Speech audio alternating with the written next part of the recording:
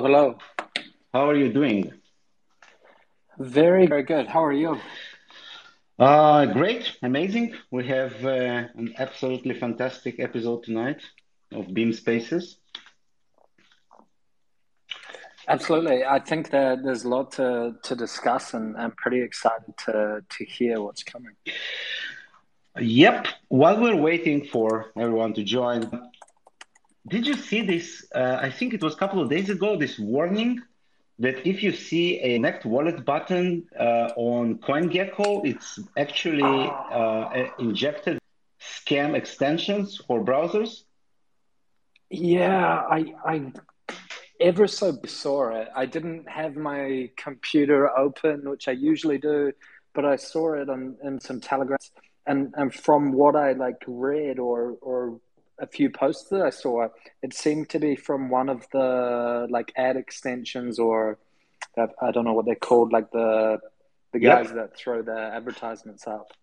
Spooky. Yeah. It's actually very it was scary because extensions that you install on your browser, if it's Chrome, they get a lot of permissions usually, and they can access a lot of information, and they can inject content into your open page. So, like, I would never install, extensions that I'm not sure about anyway, but especially now that you can just get some connect your wallet button, which you think connects you to one website, but actually it connects you to a complete different website.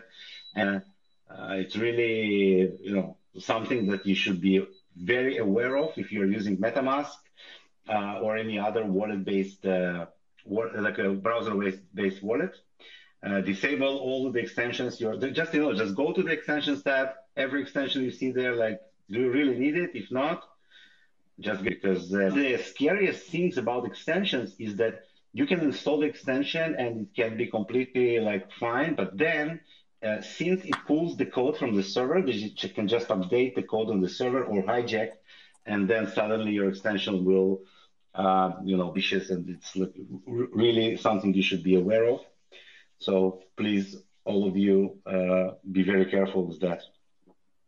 Yeah, absolutely. And one very like bad habit I formed was like opening or seeing my MetaMask with like a pending transaction, and Oh usually man. just like clicking it to get rid of it, like sending it off, thinking it's something that I queued up earlier and didn't send through. But now, given like this and a few other things, I've been a lot more cautious about what I'm actually doing. Yes, and obviously don't store your passwords in Chrome default password manager. Always use Yeah, dedicated for LastPass or something.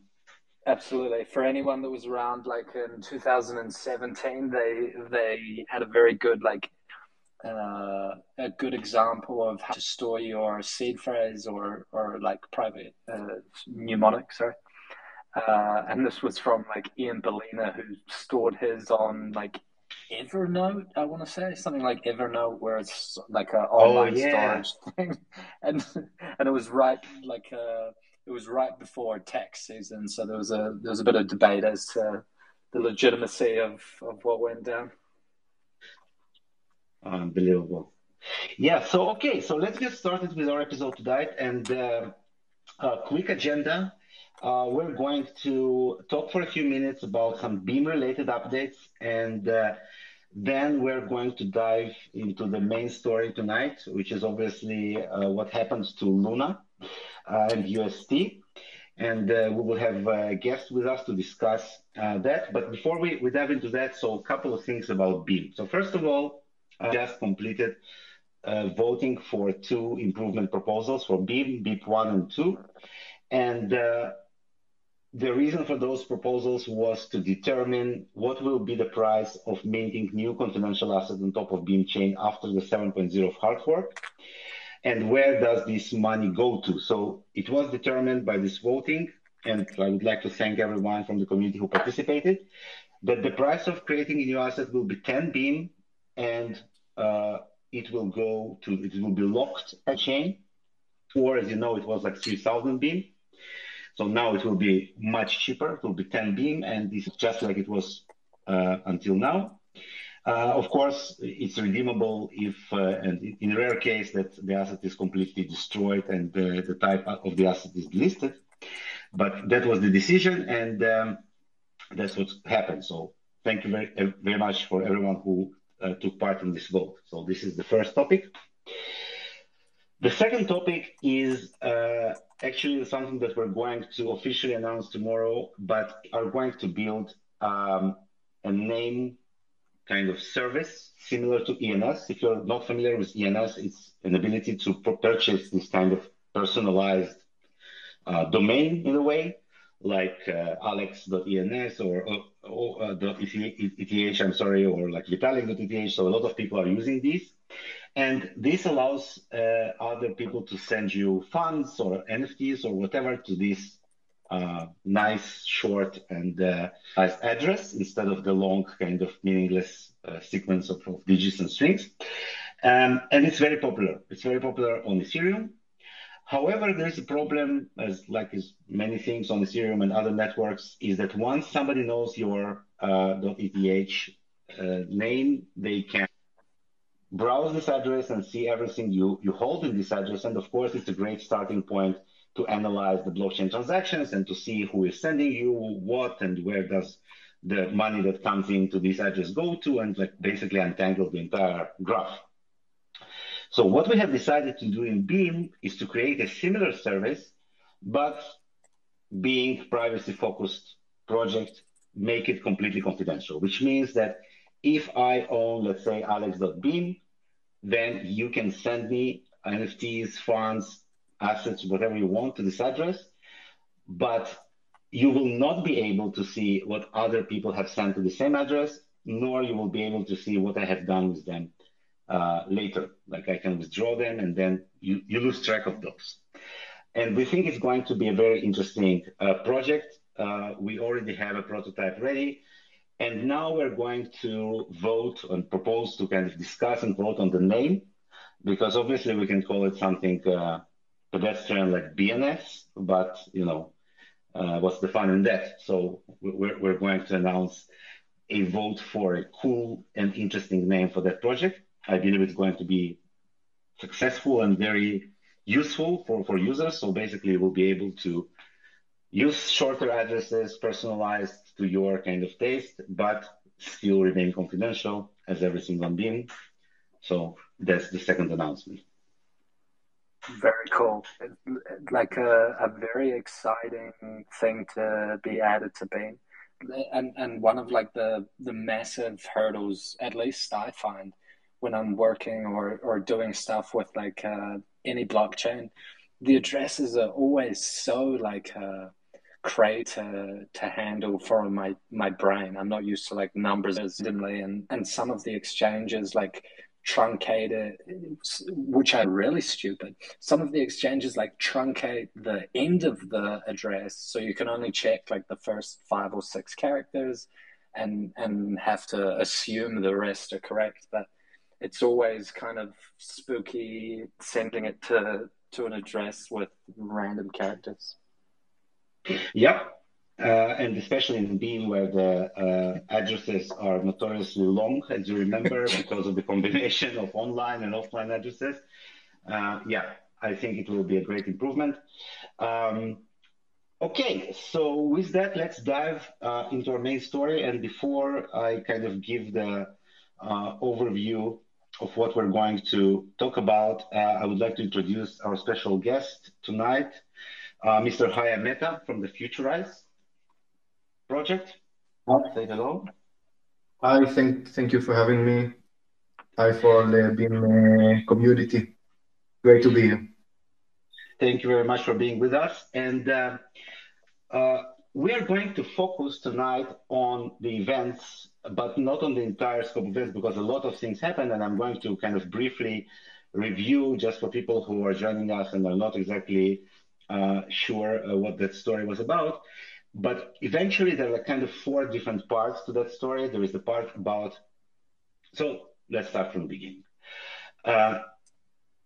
Terra is a project that ran 2 coins on the same chain, Luna being the volatile asset and UST being the stable coin pegged to US dollar. And during the last few days, both of these coins collapsed and their price went basically to zero. And it was a result of a targeted attack. And there are kind of four parts to this story. So the first one we will use the design of this specific stablecoin. And it's important for me to emphasize that because it's an algorithmic stablecoin. However, there are different types of algo stablecoins, and I would like to kind of a little bit clearer what that means so that you don't throw all of the algo stables in the same bucket. The second part is the attack itself, and I will shortly kind of explain what happened. And I will also send a link to a great episode of Bankless where they explain in much greater detail all of the events that happened during that period. And I highly recommend you watch it or read it. They have both versions. And we're also going to talk about specifically Terra project and Doc One, who is kind of the leader of that project, and some aspects of handling this situation. And then we're going to focus mostly on the actual response to this attack from Terra and specifically an organization called LFG, Luna Guard something, right? Yeah, don't remember the exact. Luna Foundation Guard, I'm pretty sure. Yeah. So the organization was actually supporting this cryptocurrency. Remain the peg. Yes, exactly. And what they could have probably done differently, and we're going to talk a lot about that. So let's start from like what Luna and UST are and how they work together. So basically, these are both coins on the same chain called Terra. And while Luna is a volatile asset, UST is or is supposed to be pegged to $1. And the way it works is called a reflexive stablecoin. Reflexive stablecoins are different from of algorithmic stablecoins like MakerDAO or DAI or Liquidity because they don't use collateral to back up the peg.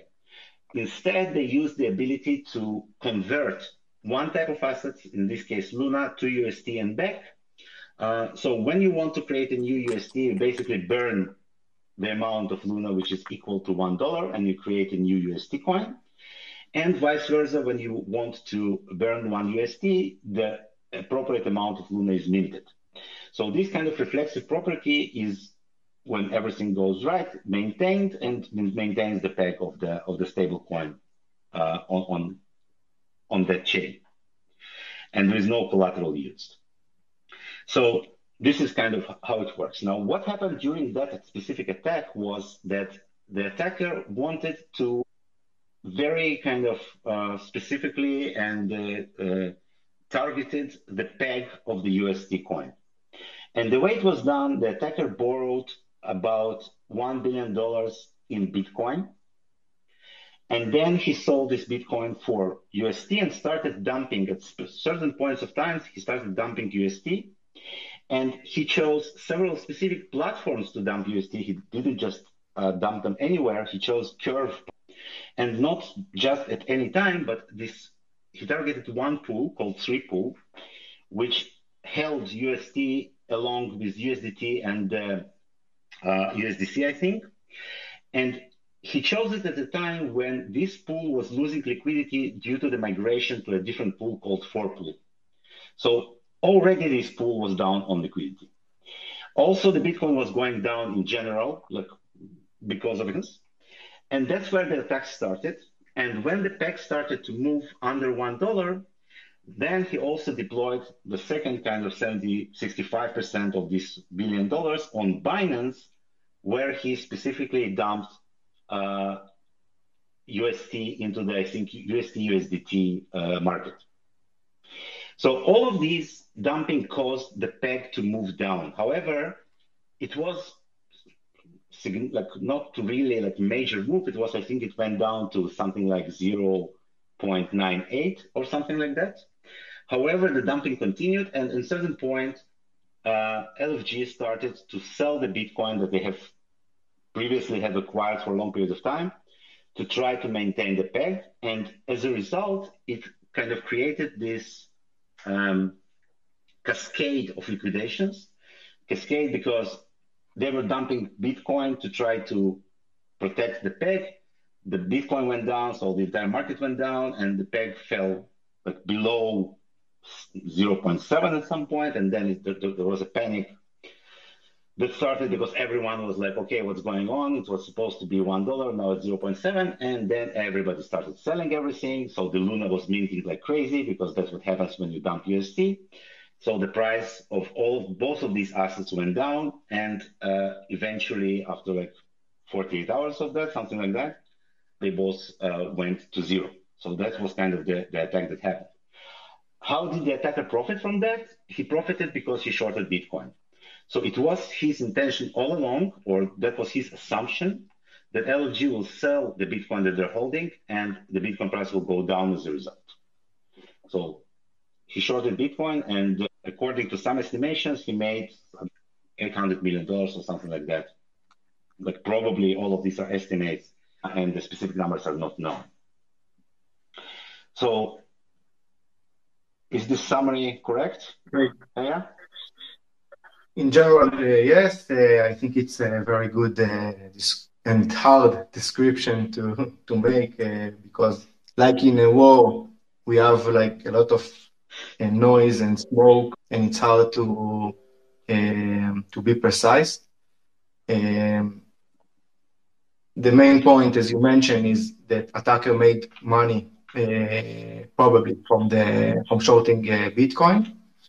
And leveraging the fact that Luna possessed Bitcoin and was forced to sell it. And I will take this like this. Maybe I'll take it from here if no one else has any comments. And starting by the Bitcoin issue, because the main maybe criticism is why should Luna Bitcoin from first place, and also when they bought it around March, starting buying it, there was a criticism about why they need Bitcoin in the first place, and obviously Bitcoin community was in general in favor, cheering up, but why they should have it, and also because Bitcoin was so important in that story, and the attacker made money out of it, out of shorting Bitcoin. So the criticism about the Bitcoin, the main issue or the main flaw in the activity of Terra.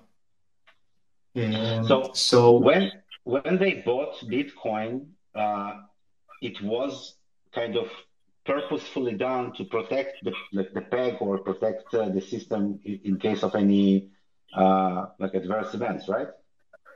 Right. So around March and the end of March, start of April, they start buying BTC in order to, as they say, maintain the peg. Maybe it's one of the. I didn't think then that they believe that what they are the Bitcoin serve, but we found out that they actually use it in that manner to trying to maintain the peg. I will say in comma that there are rumors that Duon kept some of the Bitcoin. I don't know if it's true or not. We will come from the assumption that it's not true, and they sold all the Bitcoin trying to keep the peg. How should they do it? Like selling BTC and buying UST in order to maintain the price up. So before I'm continuing, I'm just the purpose is to focusing and to come from the assumption that the attack could have been like prevented, and if Terra would act differently, then they could have kept the peg and so on. Okay, Any so question? let's talk about exactly that because on the face of it, like at the moment of the attack, there was about like 50 billion in Luna and about 20 billion in UST, something like that. 17, yes, something like Yeah, 17 USD value, and about 40 billion in value of Luna. So when you are looking at the numbers, you're saying, okay, what can go wrong with more than 20 billion gap of value between the two? And how and come $1 yes. billion of USD break the whole thing? Okay. So what do you think? Like, what was the first thing that went wrong in terms of the response to this situation? So the top line and the bottom line is time. If things would have happened much more slowly, technically and financially, things could have been resolved. So I will try to prove that and to show that with the numbers and with the activity of what Terra did do eventually and how they reacted to what happened and what can maybe can be done differently. So let's start. Let's start from what the attacker did in the first phase, dumping UST and buying, like emptying, drying the curve pool, the curve pool. And he also like used the opportunity when Terra planted and announced that they are going to move from the 3 pool to the 4 pool. I don't want to get very technically about the details, but with in this time he was able easily cheaply a lot of liquidation to dry up the curve pool. So when people looked at the curve pool, the peg was broken, it depegged from the UST, and now the price not so like not very down, like because how curve works, price works, so it's hard to depeg it a lot, but it was like 98 cents to the dollar even after the attack. But it was enough to start questioning about UST. Okay, everyone is clear up to this point. So I certainly am. But let's continue because this episode is Great. recorded and we have a lot to talk about. Yeah. So it's depegged a little bit, and then in one other arena, in the Binance exchange, also the attacker hacked and dumped another $650 million of USD. And by the way, the USDT pair. Okay, and now this is the first time that Terra started to do mistakes. So what they should have done, I believe, and I would be glad to hear different views, is in this front, saying, okay, in Binance we are depegged, but in other places you could still redeem UST for one USDC or USDT, it doesn't matter, but maybe it will take a few hours of maybe 2 or 3 days, but don't worry, you could always change, swap UST in for other states. And do that. They try immediately selling BTC and bringing the price of UST up. Do you think that at that specific point they could have asked Binance to stop trading? Maybe they could accuse the fact that this is a SEX, a centralized exchange, and talk with Stacey and communicate. By the way, I read the tweets that he mentioned that they were not communicating at all during the crisis. So we know that they didn't try to do so. They also didn't communicate when he asked requests from Terra clarifying information. So obviously, trying to deal with the price instead of the moderator, because that's something that I don't want like aligned on price issues. Price is subjective always. Okay, if you have different price in one market versus the other, that's part of market inefficiency. And by the way, part of fixing mechanism like arbitrage. Arbitrage is the fixing mechanism of that. So you can use it in your favor to say, okay, you have an opportunity now in Binance.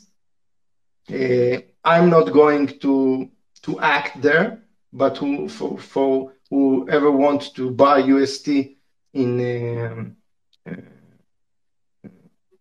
70 or 80 cents is willing to do so, and we encourage him to do so. And they miscommunicate the right messages to the community. Instead, they always said we will have 100% of the time pegged to the UST, and they were panicking, selling Bitcoin and helping the attacker fulfill his goals. So I have a small question about the panic part. One of the claims that are being thrown around a lot is that a lot of retail heavily into the UST Luna because of their aggressive marketing, offering a 20% yield and kind of really going after retail investors and not just kind of institutional big investors. Do you think this has affected, this part of the panic has affected did their marketing strategy of bringing in a lot of people made it worse in the situation where it was going down? So I think that in this stage, institute and retail acting pretty much similarly. The only thing is you can communicate more easily with institutions, so they could like they talk with CZ and Binance, they could talk with other holders or big holders of UST and preventing them. So that could help them if what you are saying is true. But I don't think this is the main factor here in the mistake that they have done. What is the main factor? So the main factor is how do you communicate the crisis? Crisis we know across not only stablecoins and crypto, but also in all finance. So a lot of the time you can remember and see how central banks are doing journalists conference and talking how much their coin is stable and so on. So communication is very important because in all financial systems, obviously in Luna, but I think personally in all, even in Terra or US, in USDT or USDC, nothing is 100% safe. So you can see the difference when USDT lost their peg, how the team is communicating the crisis and what they are saying, and it doesn't even really matter the content of what they are saying, but how they say it and what they are saying that they are doing. So if you are saying, I'm going to sell my Bitcoin in order to save the peg, while Bitcoin BTC is going down, so you just add to the fire, right? You are adding to the uncertainty and the FUD across the system. Instead, they could have said that they are just planning to buy more Bitcoin, like they try 2 or 3 days after the attack started with the bailout program. But again, the time is the main factor. It took them too long. They act too slowly. It's already been gone. So it's interesting because so first of all, and we will get to that decentralization part a little bit later, but there was always a strong presence of Doc One behind this project, and he was very vocal, at times even arrogant, I would say. Like he was very kind of sure of himself and the project. So at this, like from this perspective, it's very strange that kind of at the time when it still didn't like happen, like it was just a little bit under the peg, that it was at that time that these communication channels broke down. So that's kind of weird. Yeah, I totally agree that not only he invited literally the attack, so he always communicate the wrong messages before the attack and during the attack. Before the attack, he said, no matter what, we will handle it. UST will always be 1% of the time pegged to the dollar, which cannot be true, right? So I think every holder of UST would have agreed now to not be able to access his fund for, I don't know, 2 weeks or even 1 year, right? It's better than losing all your money. So absolutely. And you by can, the way, yeah, we really feel for these people, kind of, we're vexing here about what should have been done, but really a lot of people lost money, and kind of we sympathize with them. But at this point, I do think that it's very important to analyze how this crisis should have been handled, because I think it's kind of one of the first, probably the first time where we saw macroeconomic level of move. So somebody attempted, it's not a hack, it's not like a bug that he found. It was targeted economic attack on like a very specific situation. And yes, I totally agree with you. Like at these situations, the way you communicate and how the public perceives your situation is very important. Can you tell us a little about the bailout part? about which part? Sorry. The bailout, Right. which was like the final, yeah. Yeah. So after about 30 hours from the start of the attack around the 9th, I think, Duon tweeted that there is a bailout plan, in planning. Stay tuned.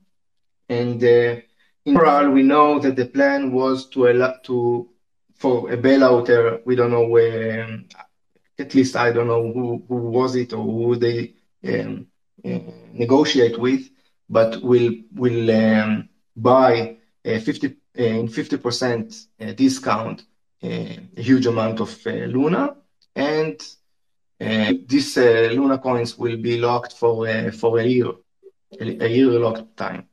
So the problem with this plan, first it took 19 hours between the tweets between Duon said that there is plan for bailout until he actually presented. So everyone was like waiting. By the way, with the prices relatively high, until still can be saved. But it took too long and was too little. Like the market didn't buy the plan, and after the price continued pledge. So also it was obvious that the plan itself is not worth for the bailout, because the price is no longer attractive to him. But it's a great point, because it could, if it was sooner. What I'm saying, I think it's not deterministic. Like I talk with a few developers and technical guys, so everyone not even calling it an attack, because it's not a code break, even not a flash loan. It is pure financial economic attack and not a technical attack. So Yeah, somebody no, right. kind of said that it was similar to what Soros was doing to the British pound back in the day, shorting it aggressively until it was devalued. Mm-hmm. I think you have lines of similarity between the two. Yeah, it was much brilliant. Like what Soros do is maybe more brave because he attacked the UK pound, but the Luna attack was brilliant because the amount of the attack, again, relatively to the collateral and the size of Luna and UST, that was Yep. brilliant. So I think we have people that want to also comment, or so please. Hi everyone, Hernan here. I'm more from the EOS community, but I'm friend of Guy Corem, and I'm a follower of Bean. So hi everyone, nice to be here. Thanks for letting me speak. I just wanted to be a bit of a devil's advocate, play the other side, and play a bit of defense for Luna. I was a bit affected. Well, not a bit, but I was affected by this by the Luna collapse. Not I actually I was able to just take out most of my USD when the DPEG just started, like at 97 cents.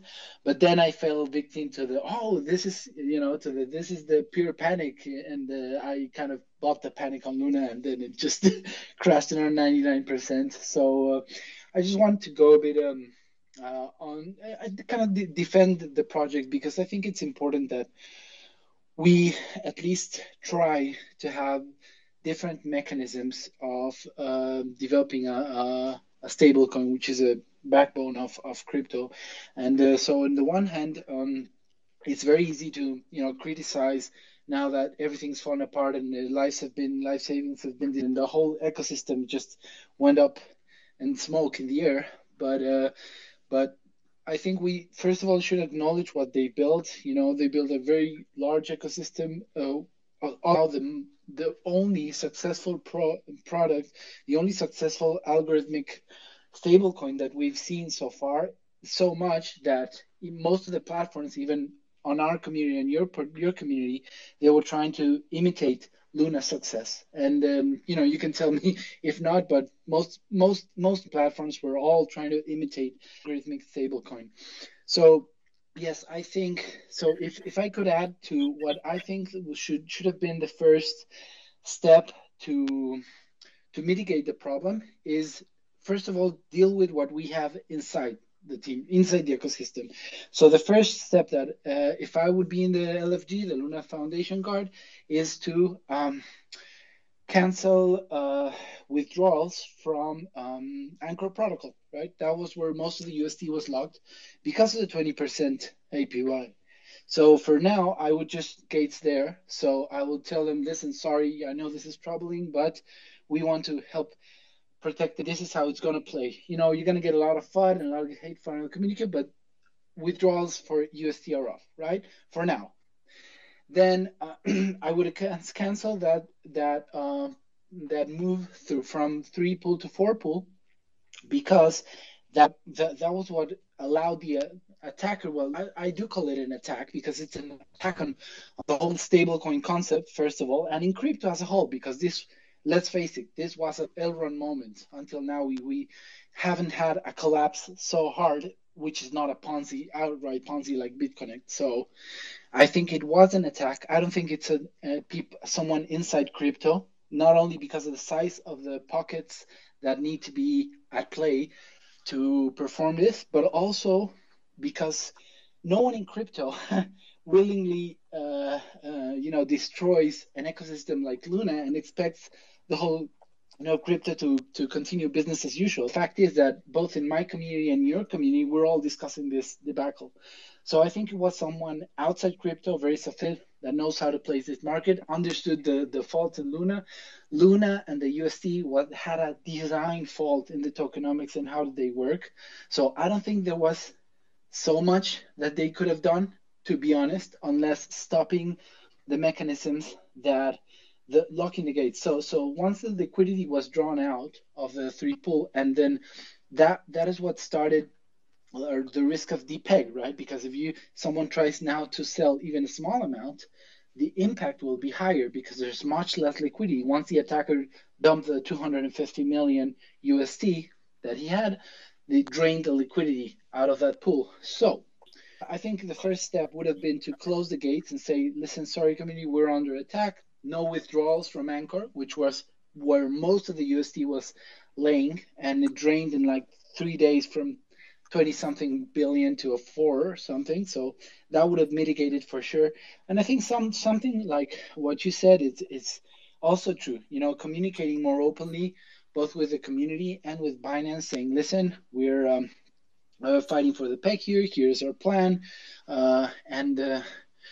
Being obviously more open. They did become arrogant, but at the same time, we're all human, guys. And they until a week ago, the most successful algorithmic stablecoin project in history. So let's at least acknowledge them that. And I hope we as a whole community will be able to recover from that. Sorry I went long, but that's kind of my rant. Sure. Thank you for your comments. It's great having you here and hearing what you said. So, if I may, I agree with most of what you were saying. I'm not trying to say how bad the Luna project were handled. Okay, I'm talking just what they can do differently in the time of the attack. But I must say that you can endorse Luna for how amazing they built the 30-40 billion project, but 100% of the big attack, at least, they failed. I don't recall that there was a previous financial attack on the project. So it's easy to be very self-sure and very confident when everything is. And I think also this is like a general conclusion about security. When no one attack you, so it's easy to say everything is fine and safe. Mm-hmm. So I would like to say a few words as well. Amir, Gus, you want to say something? I have very a strong and massively opinionated feelings towards this. And Hernan, thank you for speaking up. And I want to start off by saying totally agree with a lot of what you said. But I do have massively strong pushback on a couple of points. One thing, you mentioned we never saw a chart like Luna. We never saw a collapse like Luna. And I have one point here. Do Kwon said the other day on Twitter that he invented the concept that Luna uses, which may be true, but it wasn't the first implementation. And the first implementation was Iron Finance. And Iron Finance, if you look at the charts, it ended exactly the same. No, it wasn't the first. It wasn't first, but it was the most successful in terms of market cap reached and adoption. We never saw another algorithmic stablecoin that had actual trading pairs in mainstream centralized exchanges like FTX and Binance. Like there were already coins trading against UST on a lot of exchanges. That's what I mean by absolutely.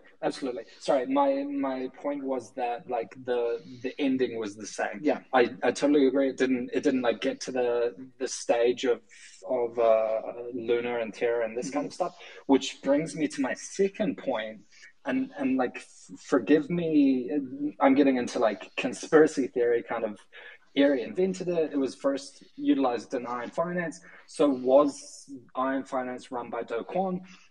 We know that the Terra team has been operating other protocols and algo stablecoins. Wampa was basis cash. I was involved in all of these things, and I'm involved in like the smallest and most involved, like on a personal level, in the smallest and craziest algo stables. I find it fascinating. I find it close to impossible to achieve something that's going to be useful and have longevity. But I find that, at least for me, it's one of the most fascinating things. So I hope that we're stage where one is massively successful, Luna and Terra, but doesn't come to the same fate and collapse and hurt a lot of people. My second thing is that like, yes, Luna and UST went to like a massive market cap. Like, and you're right, like so many projects, Beam included, hope to achieve like this level of what I would call greatness. But one of the things that really struck me, or two of the things that really struck me, and I find these personally horrible. Do Kwon on Twitter, the Luna guy and the UST guy, he's coming out against like semi-prominent people that are pushing back against Luna and pushing back against the system, and he's calling them out, trying to bet $10 million, trying to bet $20 million. One time he tried to bet $200 million that Terra would not trade below $10 this year. It's currently trading at 0.002435. Well, obviously, Do Kwon did not see that coming. Otherwise, but how did he not? As the inventor of the protocol that was first implemented in Iron Finance that went to zero, how could you not see that coming? This is my biggest point. Guys, listen. We have Eric patiently waiting to speak. Sorry. Go. So let's give him the microphone and then come back to the bet. Eric, go ahead. All right. Hello, Beam. Thank you very much for this opportunity to speak in this amazing space. I'm Eric from Ghana, and I've been in the space since 2017. So my problem is with major exchanges relisting Luna, right? So what I do basically is teach people about Web3, onboard them in the space, and work with other projects as a marketer. So Binance relisting Luna, we also that Luna pumped 1,400%. So basically all the work that we did onboarding people into the space. So imagine you passing through that stress and teaching someone about crypto and helping them buy their first crypto. Now they've obviously installed Binance on their app. So one day they just wake up one morning and they see Luna pumping like 1,400. And what do you think the normal newbie would do? The normal newbie would just buy into it because it's like, oh, this one was at $100, now it's 0.00002. And it's pump easy, like 1,400% in just 24 hours. That's after Binance relisted it. So most of the people I onboarded into the space, they just lost all their money because when they saw Luna pumping 1,400%, they thought this was it. It was definitely going to $1 because they are newbies, they don't know anything, and obviously they want to make money. So my problem is, do you guys think it was really cool for Binance relisting Luna? Because that means basically all the work that I've been doing and you guys have also been doing to onboard people into the space and teach people about cryptocurrencies, then that was just like a total waste of time because it really hurt us. Yeah, and such a shame also. People that also don't even know about cryptocurrencies lost money in it. Right now, Luna is form of like the new Shiba Inu. You see, when Shiba Inu pumped and everybody knew about Shiba Inu at that point, everybody wants to just FOMO into it. Even newbies that didn't know about cryptocurrency. So I just meet people around. They're like, I want to buy Luna. I'm like, yo, you don't even know about cryptocurrency. Since when you didn't even get into the space? So even people that don't know about cryptocurrencies all want to just FOMO into Luna. Why? Because they have the notion that Binance delisted it, and now Binance has relisted it. So that means the big people out there have something planned. So definitely Luna is going to pump again. But that's not how it is. Right now, the amount of Luna in circulation, if Luna was supposed to get to even $1, the market cap will be more than even the crypto markets as a whole big thing. So I just want to ask you guys if you also support my opinion. Like, what do you think about big exchanges like Binance relisting Luna again? Was it a good option to do? Thank you. So yeah, I absolutely agree with you, and I would like to kind of address like both previous speakers. First of all, like in my opinion, what we're talking here is exactly like not about whether or not like Luna or the Doc One. Like if that is not the issue. It's not the issue that the system like doesn't work. I think that the issue is that, and this is exactly the point of this discussion that we're having. When a major financial crisis occurs, doesn't really matter if it's an attack or not at this point. The responsibility for properly handling this attack, it's not just, first of all, it's not just on one player, and I totally agree. So the Binance released it because it was trading like crazy on Kraken, right? And Binance didn't want to lose the commissions. That's why they released it, right? They didn't want to lose on this action. And it's a very good question whether it was a responsible thing to do. I absolutely agree with you. And I also think that, yes, it's a very successful project, but with great power, as we know, comes great responsibility. So this is like one of the things that I think when we talk about arrogance, when we talk about kind of all of these crazy bets, we mostly talk about this part of responsibility, not only for newbies. I like, believe me, a lot of people who are very experienced lost a lot of money. And also when it was down, a lot of people were making arbitrages because they thought, okay, it's just a panic, it will pass and everything will go back to normal and we'll make money out of it. So I think that the attacker, whoever he was, he didn't anticipate the impact, the eventual impact of what he was doing. Just, planning to make some money, obviously, but I don't think he was kind of planning to bring the whole system down. It was kind of unexpected achievement on his part. But we see that as crypto becomes bigger and as more complicated, first of all, I absolutely agree with closing the gates on withdrawing USD from Anchor. Absolutely, 100%, and probably even stopping the chain earlier than they did, because they could have prevented a lot of outflow of USD at that point. And I totally agree with Heya that definitely stopping the claiming mechanism, right? So what dropped the Luna price to almost nothing, to 0.0000001 cent, the fact that you can always redeem within the protocol, you can always redeem UST for Luna at the current trading price. So the Luna is an uncapped currency. Just think about that, guys. There's no maximum cap. There's no maximum supply of Luna, right? So if Luna is trading at $1 and you have 1 million UST, you can on the protocol level limit for 1 million Luna, and people start doing it not only for 1 million, for 1 billion Luna, and I think 1 trillion Luna was printed the day after when it was 0.00001.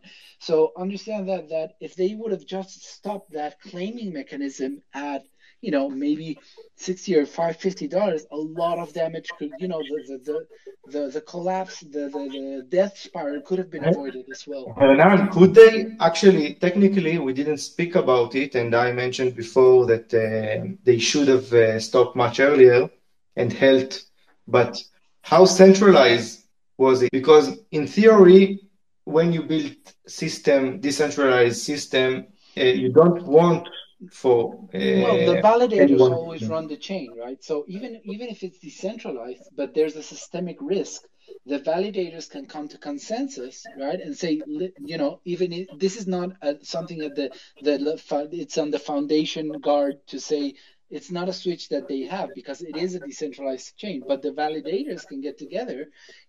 We've done that many times on EOS with the block producers, right? So they get together, they say, hey, listen, we have a systemic risk here. We are going to turn this off for now. So we all implement the switch. They all agree. They come to consensus. A few blocks from that decision, that's it. The decision is made and it can be done, especially in systems like we work now. Great. So just one more comment, respond Eric said, and thank you, Eric, for the question. I think when those systems start to break, not even breaking, but starting to break, you can see how decisions become less and less decentralized, and maybe should come less and less decentralized, but this is why it should be more stable in first place. But I'm totally agree with everyone. At this point when it was starting to go down, this is kind of the point. There was no real recognition that there is a big problem until it was too late, because I think there was a lot of reliance on the Bitcoin that they accumulated. They thought until the very kind of last minute, when it was already too late, that they could stop this process by selling. And if it was recognized earlier, they could have acted differently, including the validator. Eventually, the validators did stop the chain, but that was kind of already too late. Right. And I think that we can all learn from that few of the mechanism should be built into the protocols and into not only when the system acting properly, but also in under attack and so on. So I think in bug issues, when you see and learn from other hacks into smart contract protocols, we will also see how the community is learning from the troubles that went to Luna, and obviously the next project will be much more resilient. Gary, want to say something? I don't know if we'll see trust in upcoming algorithmic stablecoin. Most Frax, you can see Frax share, they're going down, and this is a big blow. Not only on Luna, this is a big blow on the concept of a now stablecoin. I don't know if there's trust is being lost. This type, the mechanism of a non-collateralized stablecoin, that's a huge hit we got to absorb now. I agree. Gary. Gary. Sorry. I mean, Frax is collateralized to 88%, and I don't know how much the other, Luna UST was collateralized, but someone was saying something about 20% or maybe not even that. But also, I'm curious, at what point should they? I looked over, what happened there pretty much, or how the mechanism worked, but I don't remember exactly the beginning part. But I don't know when they should have turned it off, or also if it's kind of moral to turn it off, because the people with the UST, they're trying to get out. So the reason they're inflating a billion tokens, a trillion tokens, is because they're trying to get their money out. So as the second the UST was going up, Luna was going up in price, they were minting Luna, and then getting the Luna and then dumping it. So I'm all for, closing it down temporarily, stop the systemic risks and somehow fix things. But I'm also curious, how could they have fixed things? Because the system is fundamentally flawed. It's just an algo stable with no collateral. Well, you can set into the parameters into the code that you can do it built in advance when more than that and that ratio of people trying to redeem the locked amount. So the system give them the right to do so, but more slowly. Like I mentioned in the initial saying, is time is the most important thing. If you can redeem the Anchor 20% interest, but if there is a big line and others are trying to do so before, so wait for 100 block, 2 weeks, no matter what. And after that, maybe the price is recovered and you don't want to do it, so you can revoke the whole thing.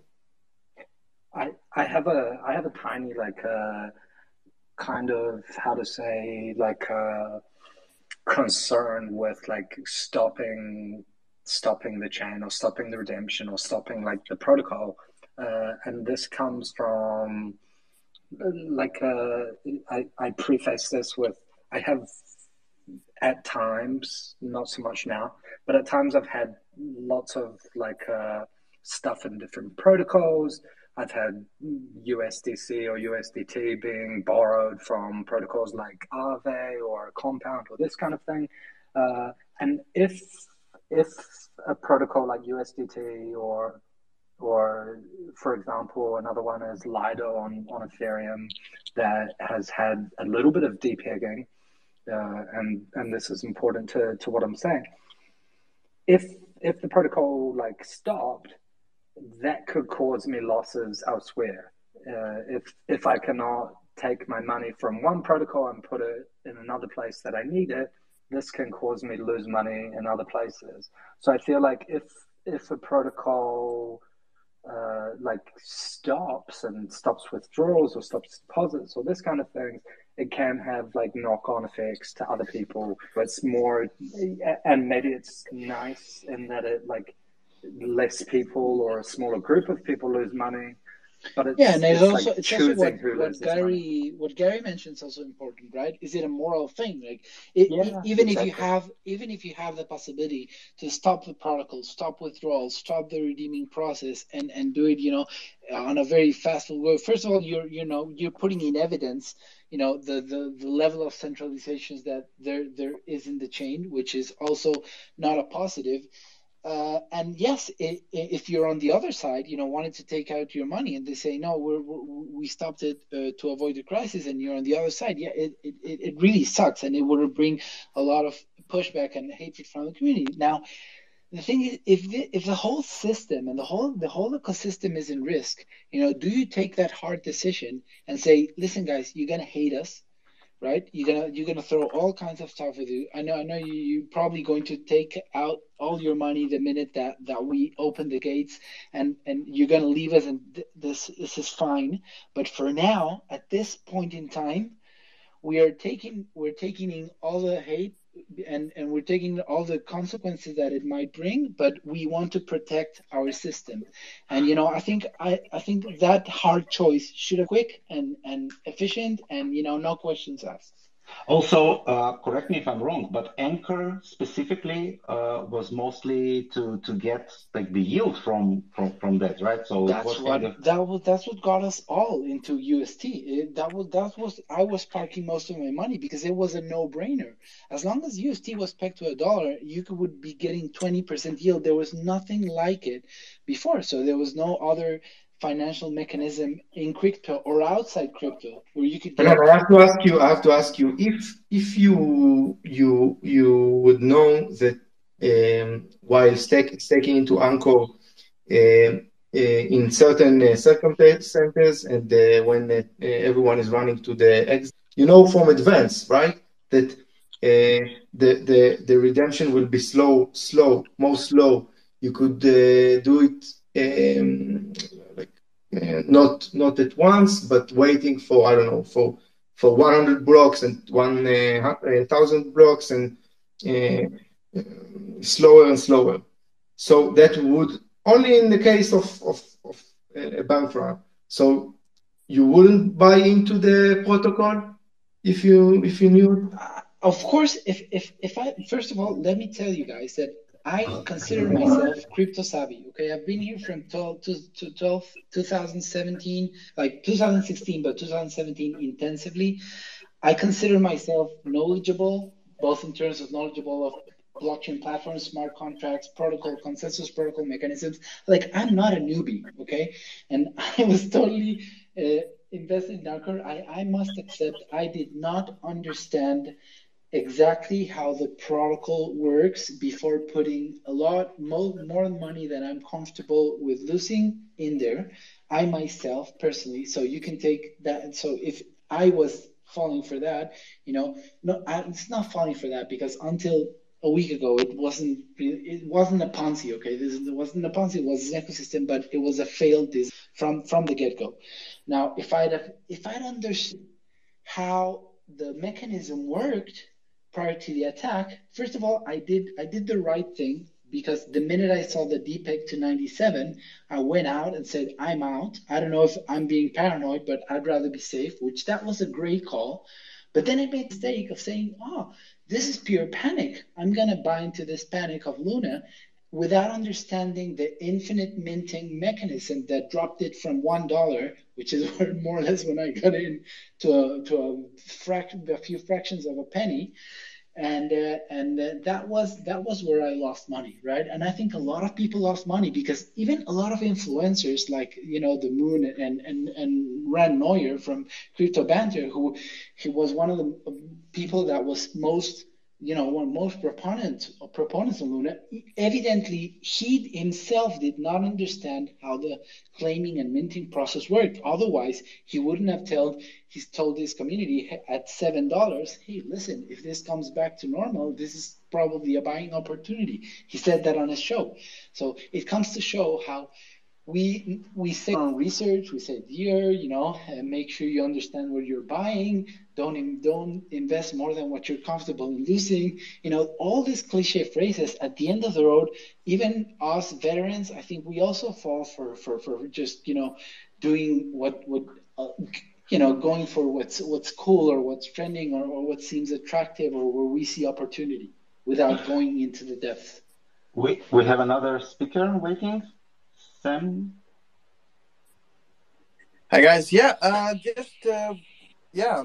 would just I have like a personal thing to say about Beam. I was so surprised that Beam privacy had a design better than almost all of these proof of better than Ethereum or Luna, or you talk about Solana and all that. That's something different, but still didn't gain traction. That's something that always surprised me. I'm totally confused about that.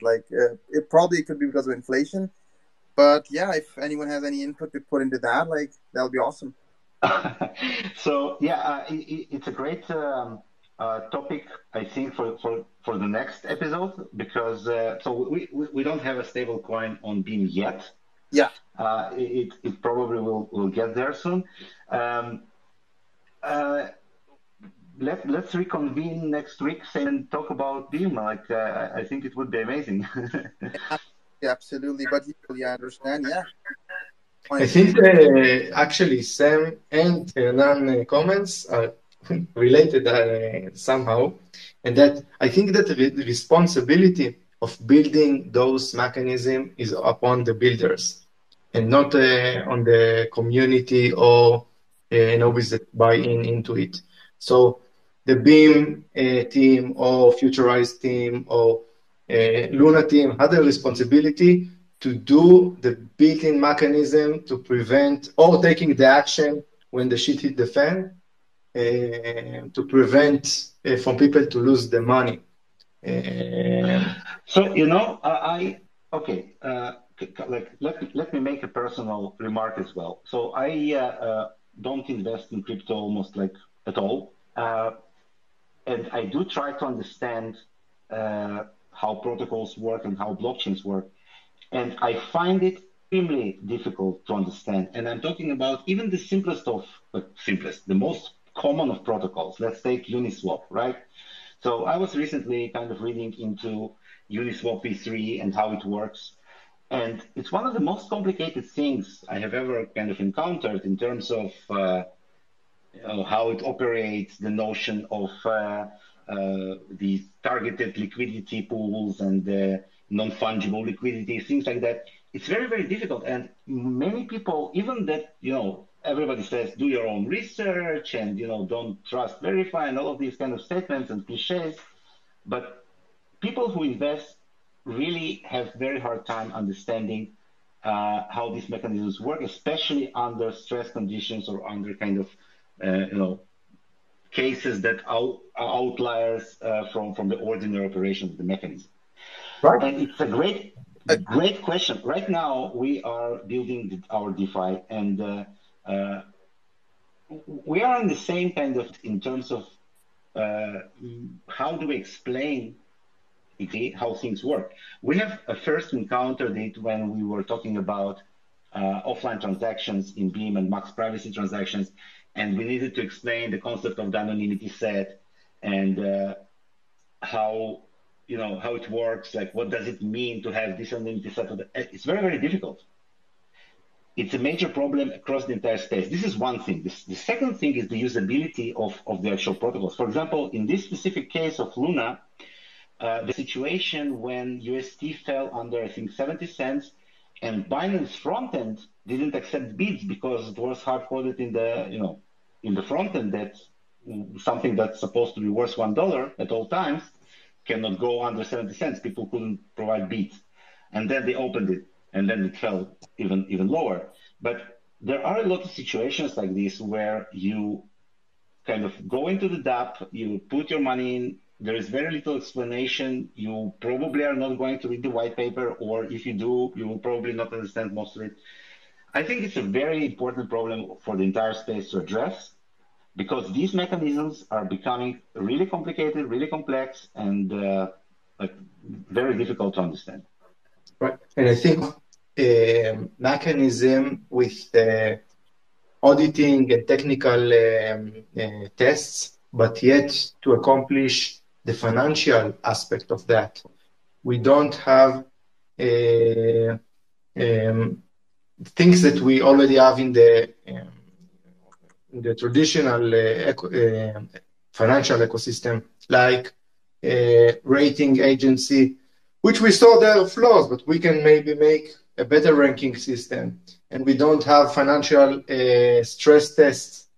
So maybe if we had models to stress test the Luna ecosystem, modeling how it will be failed and what pressure it needs to be felt in order to break, so we could avoid everything.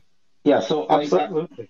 I just want to say that like first of all, it's very difficult to test these systems in general because these are complex systems. Like in general, markets are complex systems and very difficult to test. The last thing we want is to have the regulators having a day now saying, "Oh, we told you it was obvious, it should have been regulated," and stuff like that. But I totally agree that audits are not enough, and there should be financial simulations run. We are trying to do that with our protocols, but once again, it's not a simple thing to do. I think it should be essential part of kind of deploying to production a new protocol, running simulations, seeing like how liquidity acts under different conditions and how it works. I totally agree. Also, I want to add to that because first let's assume the risk factor that I think it's the big elephant in the room, right? All crypto, any currency is secured, but the security of the network is defined by the cost of attacking it. Okay, Bitcoin can be attacked and can be 51% attacked. The thing is, the cost today of attacking the Bitcoin network and trying to succeed at it is on the trillions of dollars, and it's a super risky attack. So there are very few entities in the world that would be able to pull it off, and we're talking about mainly two nation states like the US or China. Otherwise, not a lot of people have an attack. But other networks, exactly like Luna, the cost of attacking the network and attempting a systemic failure is around. It was so the cost for bringing Luna down was around $3 billion. So the money, so institutions that are coming into space, we were calling for institutions on 2017. The institutions are money. Institutions are coming. They're bringing all their money and well, institutions are here, and this is how they play. They don't want us to win. They don't want us to achieve financial freedom. They are sharks, and this is how they roll. Okay, so let's accept it. We need to build more resilient systems. We need to be ready for this battle because we want crypto to succeed, and we need to be ready for this attacks. But we also need to assume that every network can be attacked by a big enough pocket. So that is a risk we are facing. I think it's a statement and an amazing summary to this great space. You agree, guys? Yeah, Yeah, absolutely. just one caveat for that. I totally agree, and this was maybe great point. Yeah. So maybe like it seems like that Luna was attacked, but there's kind of like no concrete proof of that.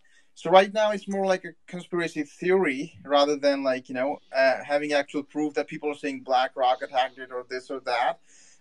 Luna is too small probably for them to attack, but yeah, you never know. You never know. But yeah, like just saying something. Okay, so information should be true. So if there is not ample amount of evidence to prove that, I think bringing it up is not the best thing. No. I agree with you.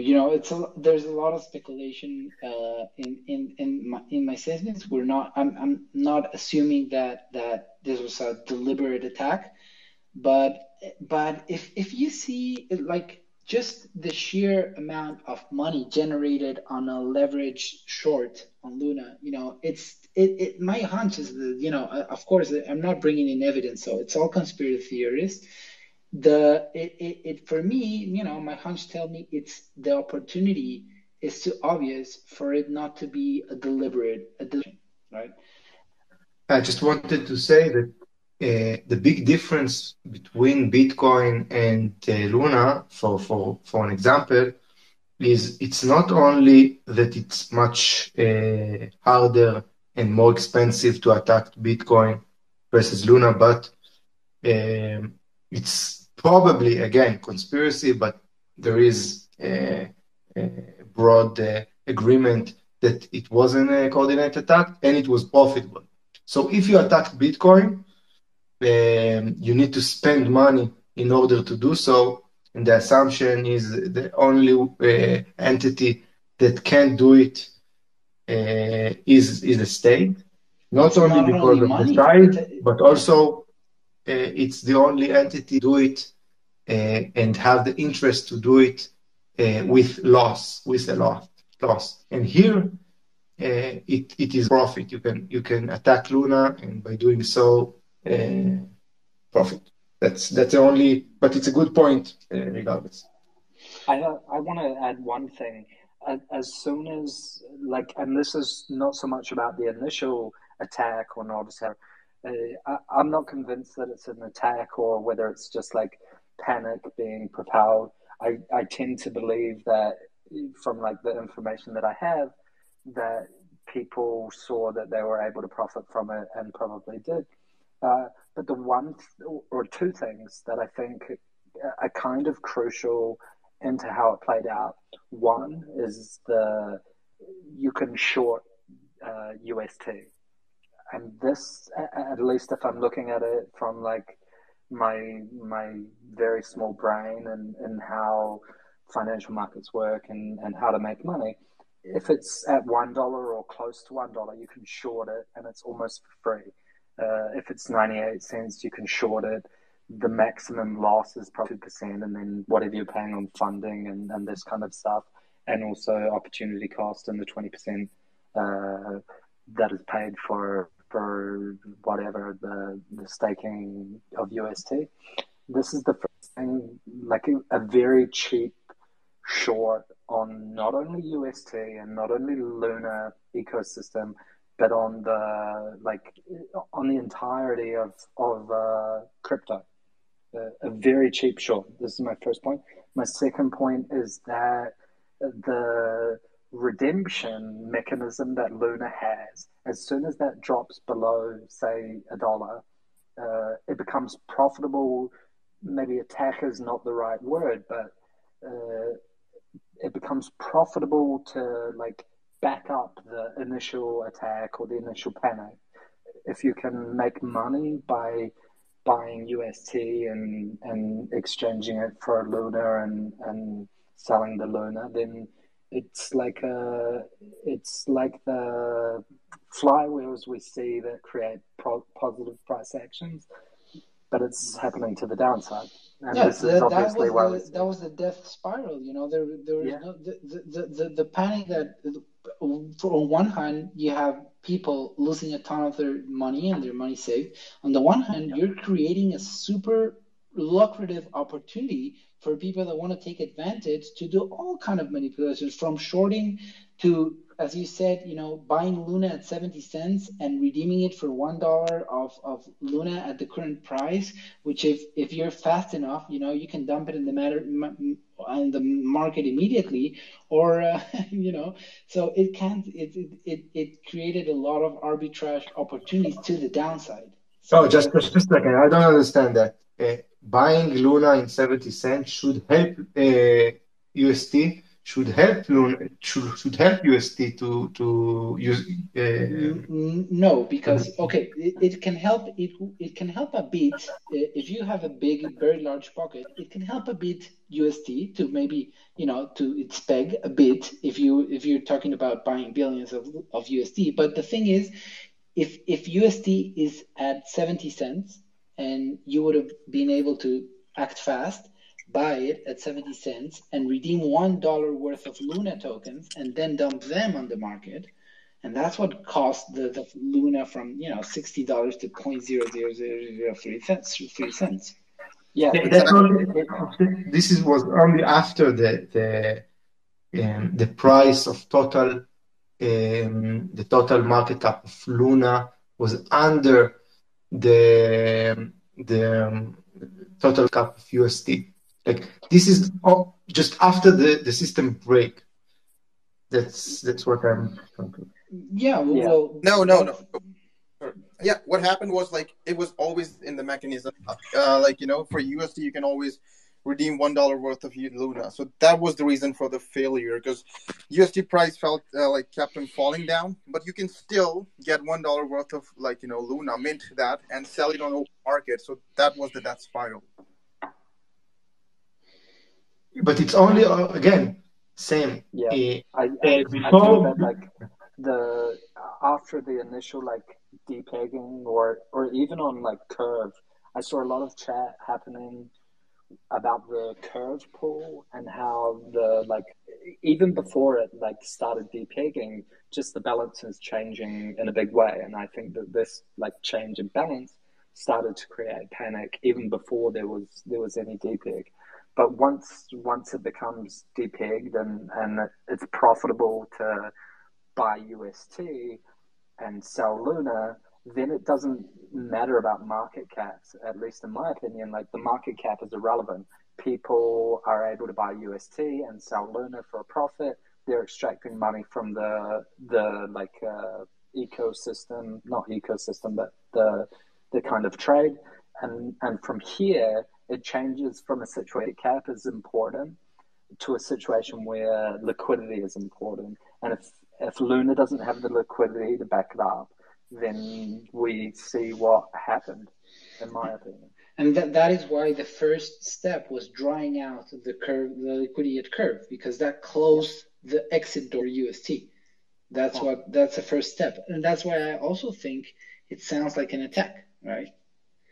The attack was the attack was successful the minute they managed to drop the peg to 97 cents. The market fear and the run on the bank is what caused the collapse, okay? Not the attack itself. The attack managed to depeg it just a bit, just enough to get people worrying, and then a second dump was the ends, and that what initiated the run on the bank. That is what actually caused Luna to collapse, not the attacker. The attacker started rolling the snowball, but then it just took inertia and started growing on its own. I totally agree. Ladies and gentlemen, I suggest we start wrapping this up, even though it's really hard to break this great conversation. But, next week we're here, the same time, days. So thank you very, very much for everyone who participated. It's been amazing. Amazing Thank you. show. Yeah. Thank you. Just Yeah, final thank word. you all. And be strong. Just a final word I wanted to say. So next week, can we talk about like Beam and its future direction and everything that's amazing about it, and like the faults as well. Not everything is perfect, so we should discuss that next week, I think. Absolutely, you called it. Yeah, Thank you. absolutely. We thank you very much. We have a topic for next week. All right. Let's do it and roll back around, and we'll also talk about whatever's happening and try and break down the situation in crypto. And thank you so much, everyone, for joining and the participation. Yeah, Thank you. thanks for having me, guys, and only this space already made me consider becoming part of the Bean community. You guys, I think you're a lovely community of folks. Thank you very much. You're more than welcome. So have a great day, evening, whatever you're having, and we'll see you next week. Absolutely. Stay safe. Thank you. Bye, Bye-bye. everyone. Thanks, guys. Bye-bye.